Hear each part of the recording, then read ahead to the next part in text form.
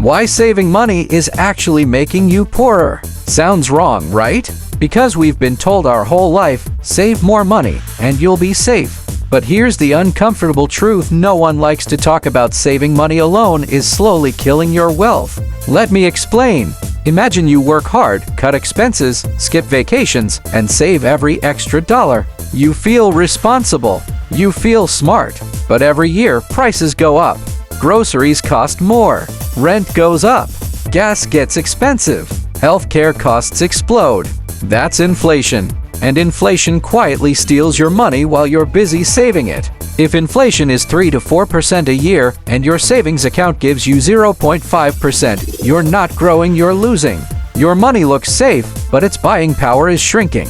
That means the same money buys less every single year. So technically, you're getting poorer without spending a dollar. This is the trap. Saving protects money. It does not grow money. The wealthy understand this difference. They don't park their money and hope. They put money where it can move: stocks, businesses, real estate, assets that grow faster than inflation.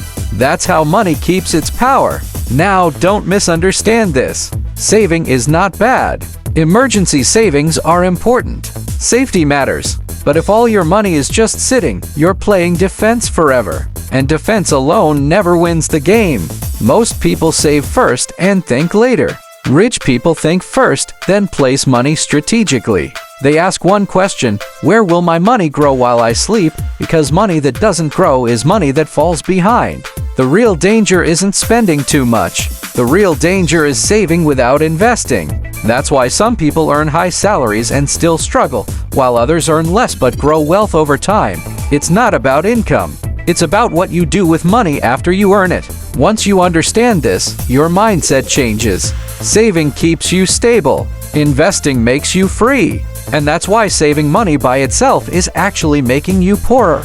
If this made you rethink how you treat money, hit like, subscribe for more real truths about finance they never taught in school. Because once you learn how money really works, you stop chasing it and start controlling it.